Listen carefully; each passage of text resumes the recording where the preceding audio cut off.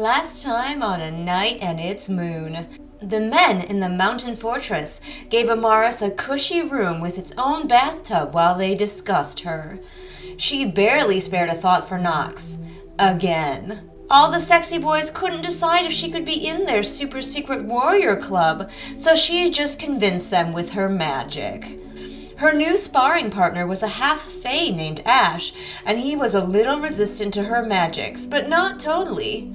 Amaris began her training, and we get more info dumps. And then she trained for 3 years. Hi, hello. It's still very hot here, which is why I look all glistening, because it's very humid. It is super humid. Walking around right now is more like swimming than anything else. But we're back for more of this book, where we can read about a girl in a very cold place. Wouldn't want to deviate at all from the source material. This next chapter, chapter 10, is pretty short, so I might do 2 chapters, and I think we might finally be back with Nox. I was kind of thinking, because you know I think about these books in between the chapters, I was thinking about, like, the issue of this lead character going through this training montage in one chapter. In your fantasy story, if you want to have a character starting out from a place of not having skills to having skills, you kind of have 2 options. One is what this author did, the training montage.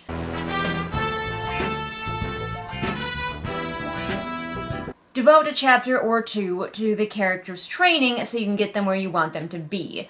Alternately, you could make most of your book about their growth. I kind of prefer the second one, so that, like, later books in the series, they can, like, have these skills versus just, trust me, they did a lot of training. Now, this might go without saying, but I'm just gonna say it. I do not mean I want to read an entire book about a girl who goes to a mountain fortress and trains there for a whole book. Absolutely not. If you're going to have a book where your character starts out weak and they get stronger throughout the course of the book, then you're going to have to find other story elements to put in there. Things are going to have to happen, unexpected things or expected things, things that get them out of the mountain fortress so she can gain skills in a more hands-on way out in the world. And less of the, she trained at the mountain fortress for 3 years and she's just good. That's a preference though. Some people might prefer the training montage and just get it over with so we can get the character to being skilled.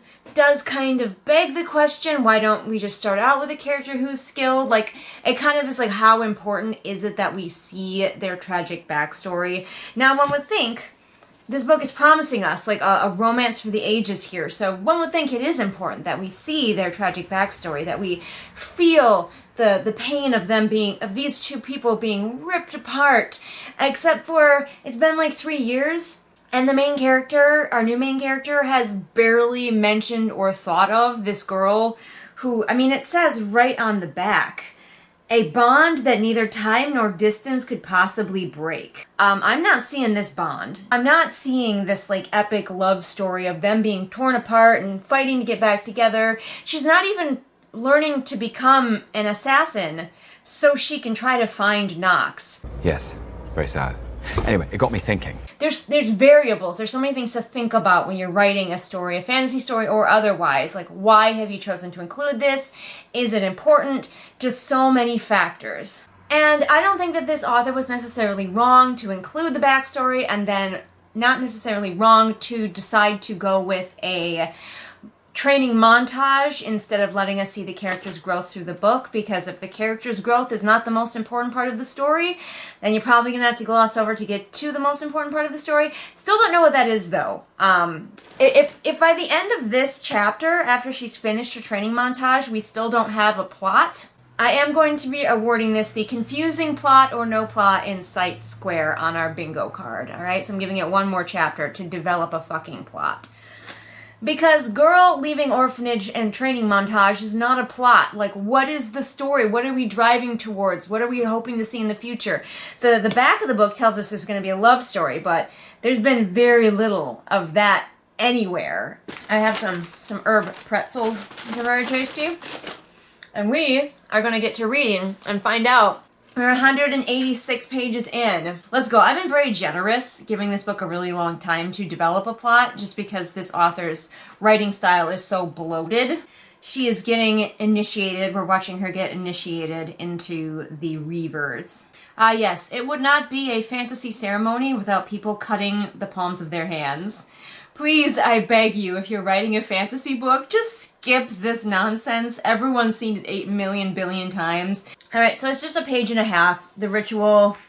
We were assured that this is her family now. Once again, I don't personally care for found family stories where you don't actually get to watch them bond with the family. You're just told that they are one.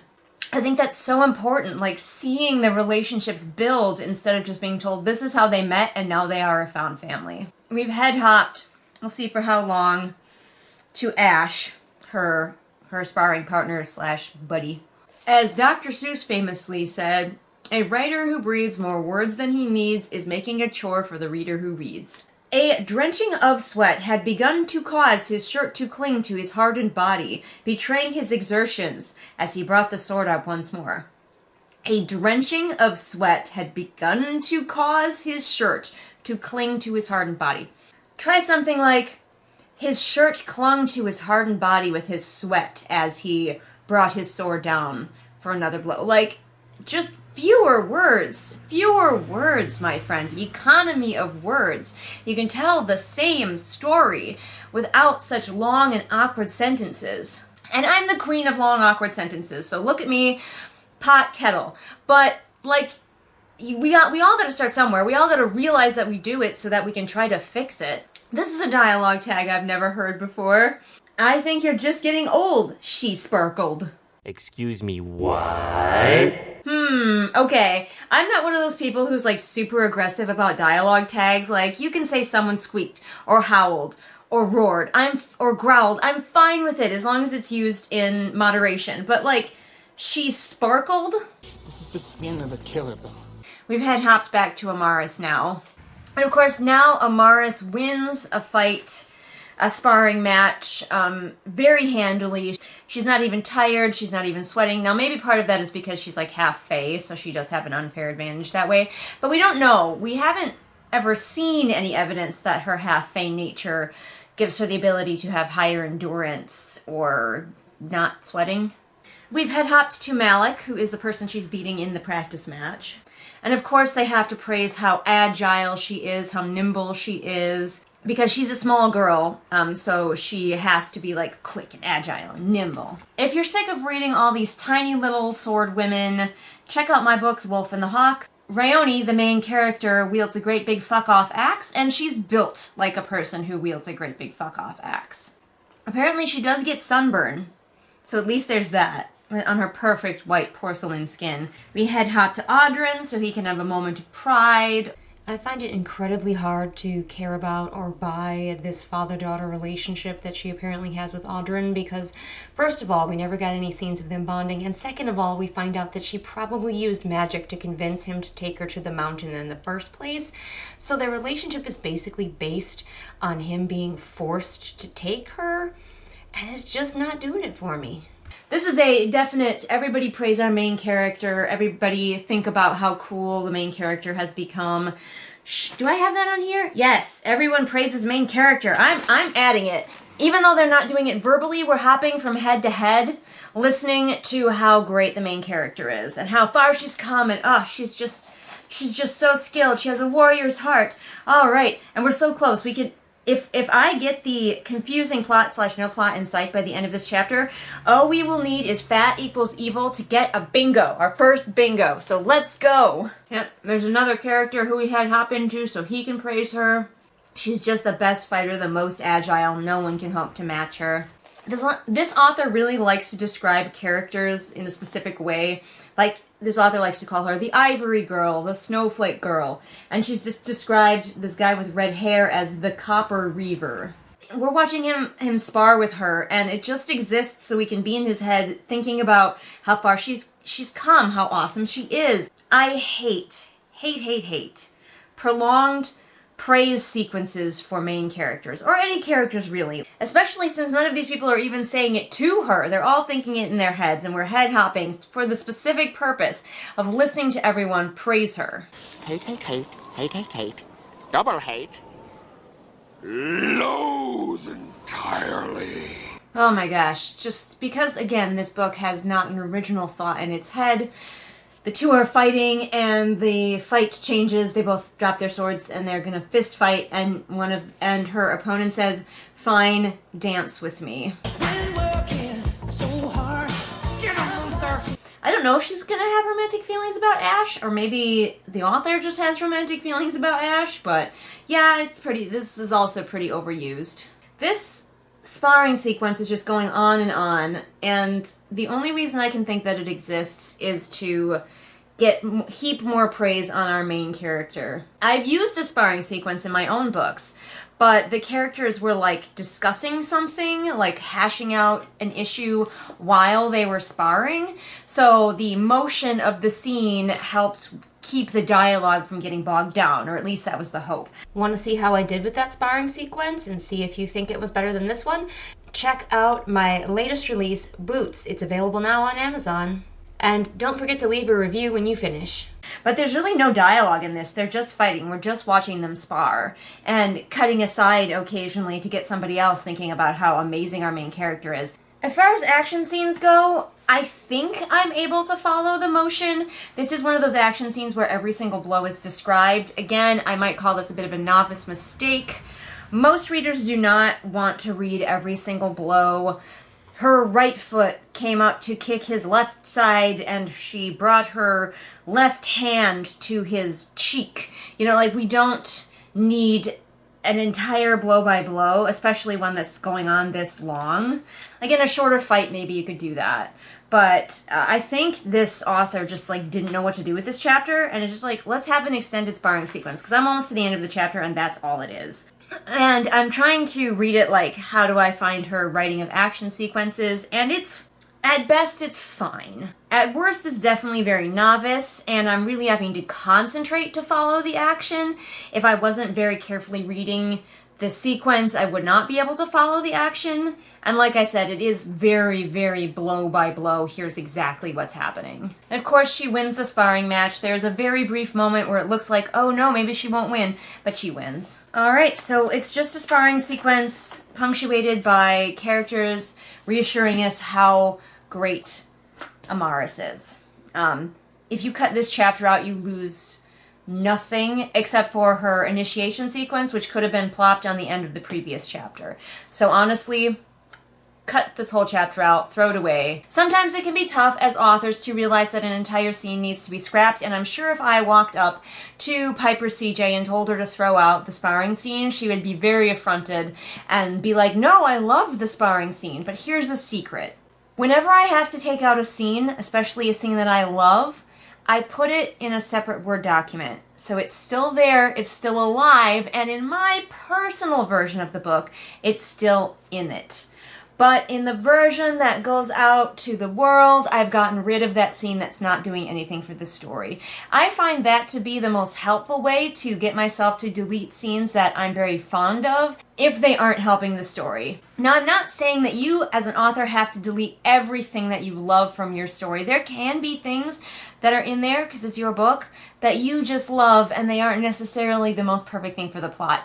But if there are whole scenes that are completely useless, like this one, just throw it out. But tell me what you think in the comments below. Do we keep the blow-by-blow sparring scene, or do we trash it? But I will see you for the next chapter. Let's go! We are so close to bingo! This next chapter, I think, is going to be from Nox's point of view. So finally, we get back with Nox, who was our lead character through the majority of the beginning of this book, until the author seemed to have gotten bored with her. When I last did a read-along, it was colder, and now it's summer, obviously. And you got to see, like, my favorite sweater that I wore all the time. But looking at like the thumbnails for the videos that I'm saving up from this read-along, this shirt is the most common. Y'all are gonna think I have like 3 shirts. Because I prioritize comfort in pretty much everything. Let's go! Chapter 11. Can spieled be used in the past tense? Like, I've heard of spiel. He gave her the full spiel about his favorite horse, an example. Feigning interest about the crop yields or the investments or the politics, they spieled. I'm too lazy to look it up. Can Spiel be used like that? I'm gonna need you to picture like any fantasy like brothel, like a high class one, and you have now pictured exactly what is being described here. So I don't know if the author has done this on purpose or if it was just like an accident, but once again we have Knox, just like in the beginning of the book, like hanging back in the shadows. I know it's a very cliche thing for her to do, but it is interesting that we are being reintroduced to her in the same way that we were first introduced to her, and I don't hate it, and I'm curious if the author did it on purpose. But she's hanging back, she's watching a lord come into the brothel, he's unimpressed. Here the author makes a mistake that I have made, possibly still make, I think I'm better about it in the past. See, you just showed us the things that he did that made him act like an asshole, so you don't need to tell us first that he is one. Just let that come through with his actions that you then showed us. That's something I used to do all the time. I think it's kind of a stream of consciousness thing where your brain goes, he acts like this. And so you write it down, and then your brain goes, and here are the ways that he acts like this. But then when you're editing, you can go back in and cut out that first part. Again, I don't know if we should feel kind of icky about Knox being called the beautiful raven. Now, of course, she steps out from behind the shadows, and she's wearing a basically see-through dress, and she's just so fucking sexy. Now, I know my pointing out of the hopefully accidental racist tropes in this book may be losing me some viewers. Some people might just be like sick of this, but this is, again, just not great because the author has our pure white snowflake quote-unquote girl who has like really no sexualization. Like there's a moment where she might be flirting with a boy as they battle, but that's it. And then we have the brown skin character who is hyper sexualized. She's the hottest one. She's so sexy. She works in the sex trade. And that is a trope. That is a trope that exists that is damaging of people with brown skin being exotic, being more sexual, and it's just Piper. It's not great. Now I'm kind of salty because the author is describing this whole silent interaction that Knox is having with this Duke as a game of chess. So like he's doing something that's the equivalent of moving his rook, or she's doing something that's the equivalent of moving a pawn. And I also have a sexy game of chess in my book, except for I think mine is better, but I am biased. And in mine it's an actual game of chess. So in about 3 pages, she has him under her spell. She's just that good at being sexy. I got another fun sentence for you, okay? The lordling's eyes matched his hair, both golden brown and glittering with excitement. His hair is glittering with excitement?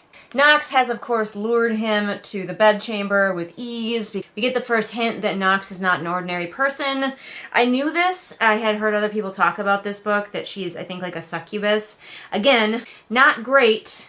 Not great implications from the world's most tone-deaf author. I'm choosing to believe that she's tone-deaf and not actually racist, alright? I'm giving her the benefit of the doubt. I am very curious if the author knew this was the direction she was going to take at the beginning of the book, or whether she got to this point, realized she had to bring Knox back into the story, and was like, well, let's just make her, like, supernaturally hot because she's a succubus for some reason. Neither of her main characters could just be ordinary people. That's against the rules. They're at a brothel, and yet the author feels the need to say this. The room, the bed, the silks, the scents, the girl, all screamed of sex. They're at a brothel. She's wearing basically nothing. She's taken him up to her room with a bed knit. And yet the author feels like we're too dumb to realize that everything screamed of sex? We have a Not Like Other Girls, except for it's not the character I thought it would be.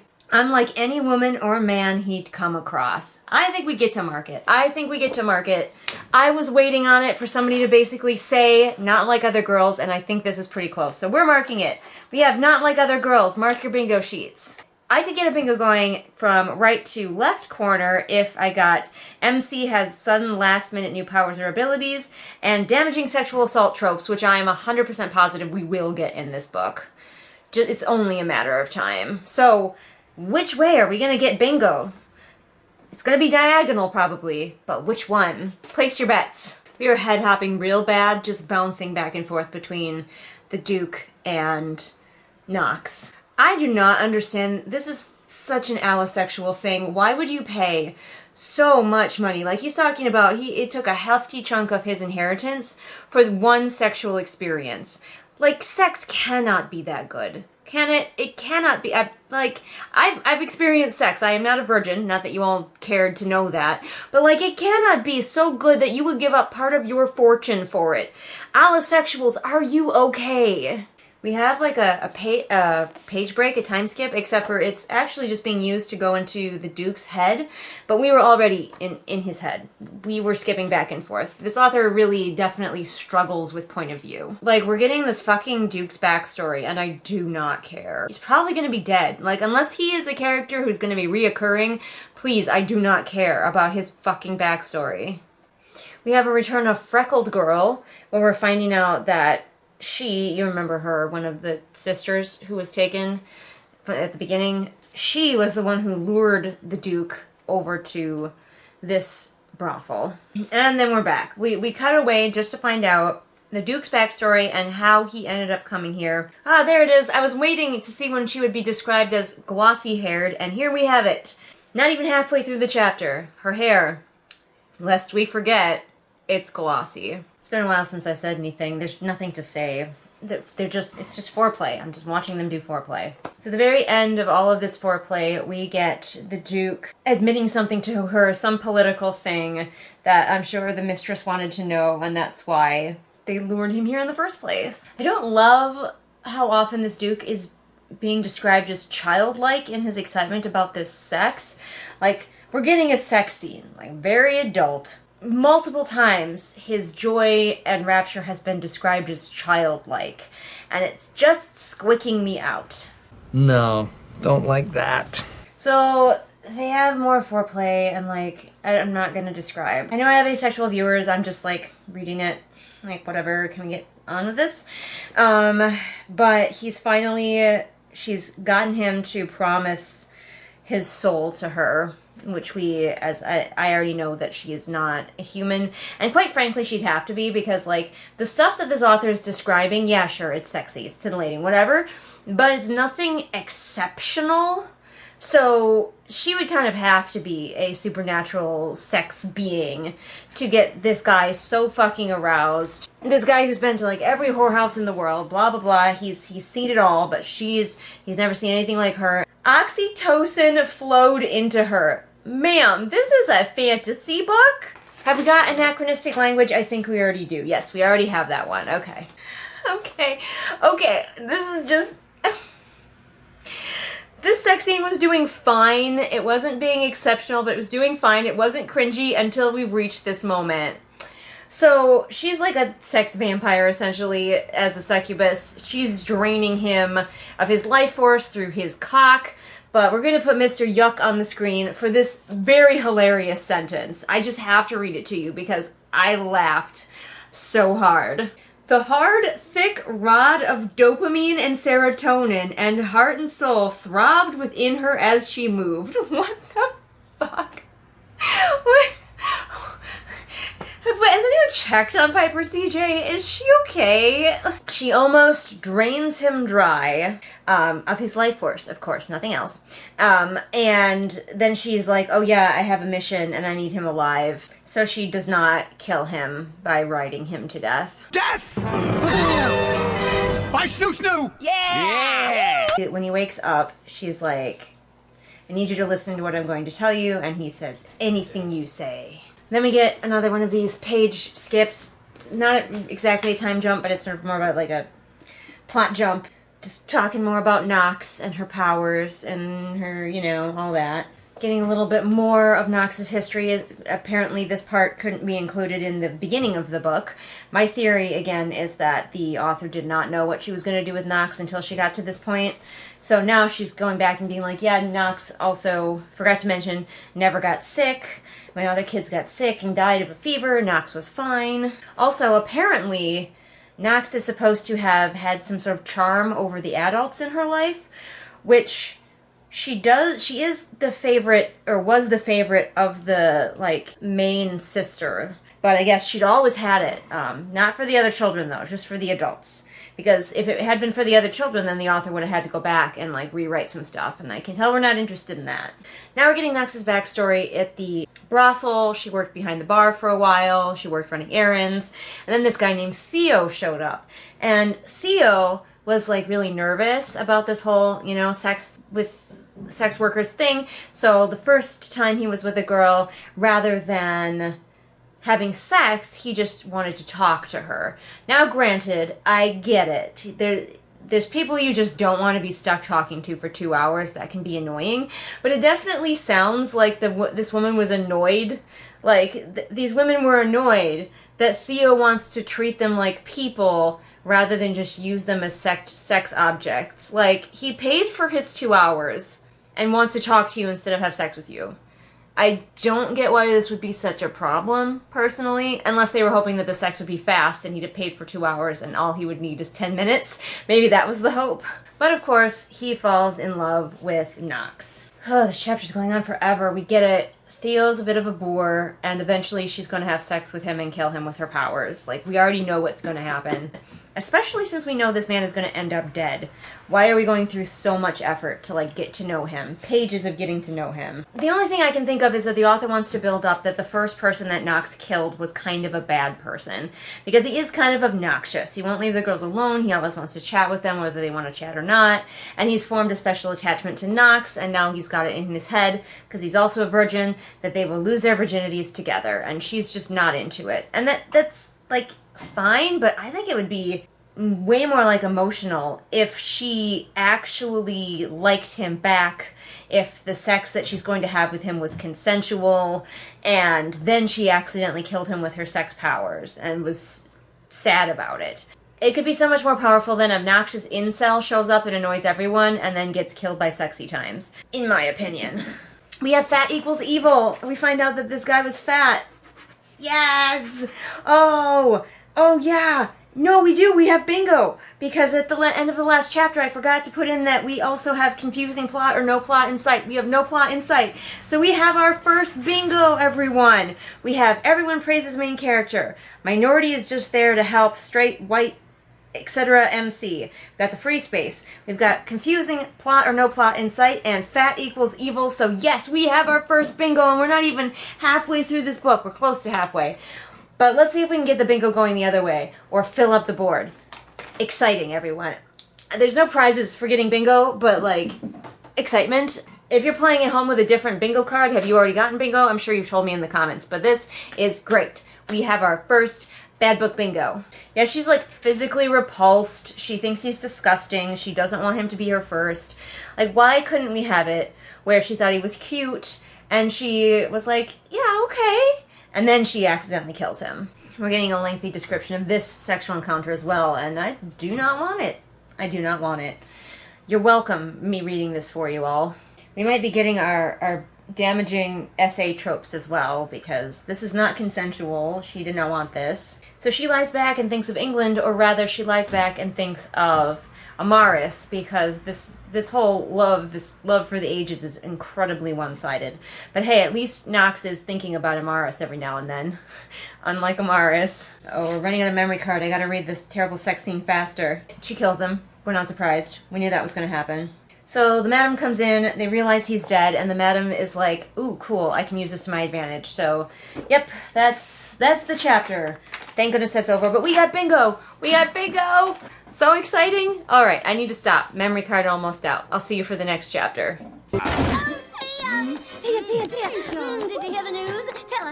Tell her, Big Daddy. Louisa, Amanda, Unicorn Jenny, Celia, Neon, Taya, Alyssa, Rita, Deborah, My96, Afra, Melissa, Swamp Goblin Waifu, Sophia, Merween, Kit, Light Julie, Belle, Patrick, Anne Sophie, Callison, Ray, Shelby, Zaire, Jesper, Rennie, Scribbling Cat, Savvy, Jenny, Amanda, Lisa, Sarah, Ashley, and Hidden Glade. Thanks again for all your help. All your help is really big news.